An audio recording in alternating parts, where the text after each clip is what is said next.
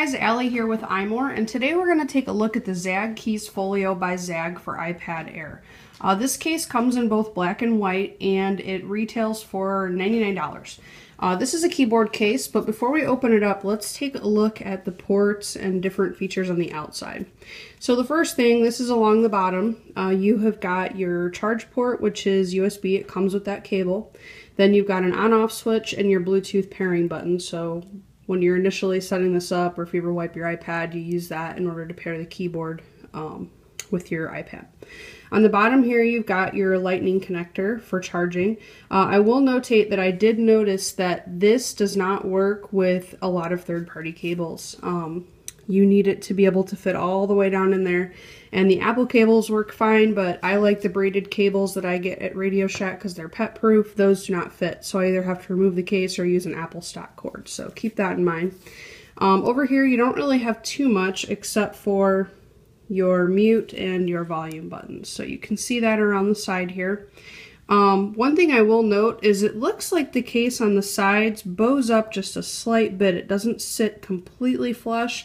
It doesn't really bother me. It's not a huge deal, but it's something to think about. If you're a little OCD, it might bother you. Along the top here, you have got your power button and your headphone jack. So that's pretty much it. The material, this is a two-toned case. This is the white version. It's got gray around the edges. That's just kind of a plastic material. And then the inside is kind of like a faux leather, if you can pick that up in the video. It's really nice. Everything wipes off of it very easily, so I've got a little smudge up here. I can just wipe that off. It comes right off. So overall, it's easy to keep clean. Over time, I'm not sure if this white is going to yellow or look a little dingy. I guess we'll have to see.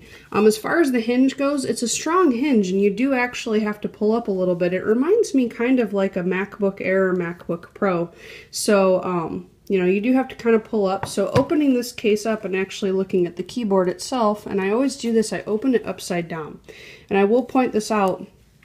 For me, it seems like this hinge should be on the top, but it's actually on the bottom. So you would open it this way instead. So just a little minor annoyance there. That's probably user error more than anything. That's just in my head how I would think that the hinge would be on the top. But again, moving on. When we open this up and actually see this, one thing I will point out is Zagg, this is one of the only keyboards I've been able to find that has illuminated backlit keys. You have the choice to keep them off or on. They're really nice in the dark. You can see everything. There's a button dedicated for the keyboard. You can see right down here. It's a little light bulb. And you've got 3 brightness settings. So 1, 2, 3, or off. This keyboard is rated, if you're not using the backlight, I believe, you know, on average 2 to 3 hours a day. If you're using it, you should get about 3 months of battery life. If you are using it less than that, obviously more. If you're using the backlight, that's going to eat more battery.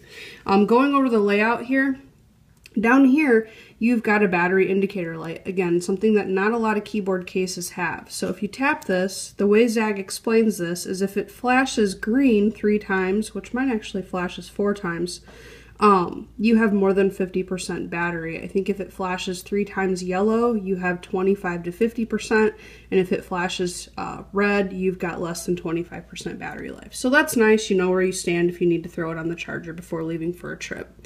Another thing I really like about this keyboard is the top row up here. They've got a dedicated row, where most keyboards seem to use this space down here for a function key.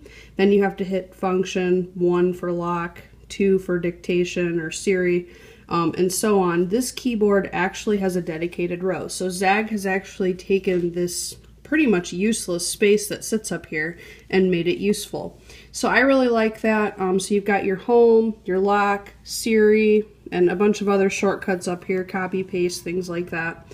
So basically the way this works is for home, for those of you that have never had a keyboard case before, if you're inside an app, you just tap home, and it goes right back to your home screen. Double tapping gives you your multitasking. You can go through all these. The keyboard layout overall on this is really nice. I really like it. I've had no issues. I've typed out whole reviews on this keyboard, and I've had absolutely no issues. So what I'm going to do now is I'm going to hop into, I've downloaded an app called iText Speed, And it's basically, it just kind of, it measures your words per minute. So just to show you how this works, I'm going to type out some words here.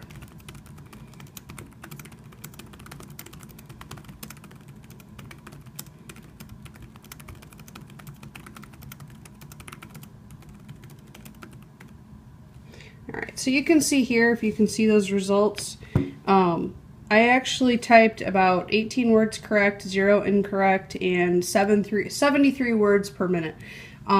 I'm a very fast typer, but I don't really type too much faster than this on my Mac. So that shows you how well this keyboard layout really does work. So overall, I'm happy with it. I have typed lots of things on here, as I've said. I've had no issues. My only fault really with this keyboard is this gap. This is the only thing I would say design-wise. The hinge, I feel like it should be on the top. It's on the bottom. So little things like that, little minor annoyances with the layout. I can't use the cables I want to use in here. Other than that, they're things I'm willing to overlook simply because it's a really nice case. It feels nice, it looks nice, it works very well. The keyboard layout is one of the best I've used, and again, it's one of the only ones that I've found that actually has illuminated backlit keys. So if that's something you're looking at, this is a serious contender. So make sure you check out the full review. We've got images, this video, we'll have lots more coming up. If you've picked up this keyboard, let us know your thoughts in the comments. If you're trying to decide between keyboards and you decided on something else, or you're looking at other things, let us know that too. Thanks for watching, and we'll have more later. Thanks, guys.